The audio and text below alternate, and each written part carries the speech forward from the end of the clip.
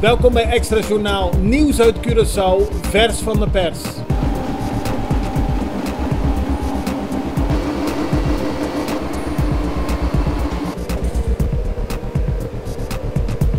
En dit is het nieuws van vandaag. Het ministerie van Sociale Ontwikkeling, Arbeid en Welzijn is een grote fraude op het spoor gekomen.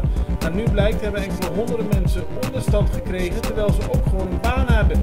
Onderstand is bedoeld voor mensen die verder geen inkomsten hebben. Volgens sectordirecteur Victor Monk moet onderzocht worden om hoeveel mensen het gaat.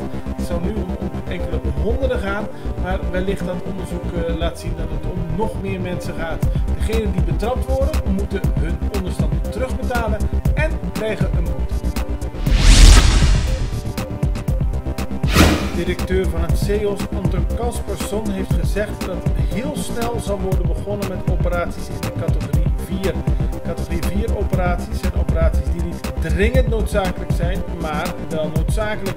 Er zijn mensen die al vanaf 28 juni wachten hierop. In totaal is er een lijst van meer dan 500 patiënten die wachten om geopereerd te worden. Kaspersson zei dat gisteren tijdens een persconferentie van het Sint-Elisabeth Hospitaal. Het aantal moorden en dodelijke verkeersslachtoffers is tot nu toe in 2018 lager uitgevallen dan in dezelfde periode in 2017. Dat heeft de politie bekendgemaakt. Men verwacht dat men in 2018 op een totaal van 13 dodelijke verkeersslachtoffers uitkomt. En dat is aanzienlijk lager dan het aantal van 18 in 2017. De politie roept iedereen op om bij te dragen aan de bestrijding van de criminaliteit.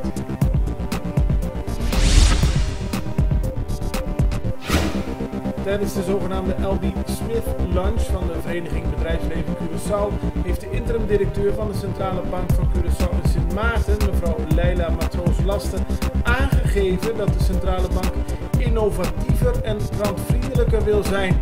Ze willen een competitieve financiële sector op Curaçao ondersteunen en hebben daarbij de hulp gevraagd van het bedrijfsleven die in grote getalen aanwezig was.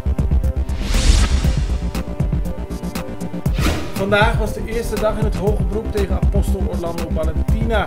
Valentina is in eerste aanleg veroordeeld tot 9 jaar gevangenisstraf wegens seksueel misbruik van verschillende vrouwen, waaronder enkele minderjarigen. Vandaag, tijdens de eerste dag van de behandeling, kwam naar voren dat hij een dame vanaf haar 12e 10 jaar lang misbruikt zou hebben. De zaak duurt nog de rest van de week. In de Sint-Anna-baai vonden er gisteren grote controles plaats bij alle binnenkomende vaartuigen en fruitbalkjes. Dit gebeurde door de kustwacht, Steunpunt Curaçao. Ze werden daarbij geholpen door leden van de douane, het recherche samenwerkingsteam en het Korps Politie Curaçao Immigratie. Ook Defensie leverde bijstand door de inzet van een militair duikteam. Het doel was om te voorkomen dat er illegaal spullen op Curaçao worden binnengebracht. Dit was Extra Journaal met nieuws uit Curaçao in het Nederlands, elke doordeweekse dag. Tot de volgende keer.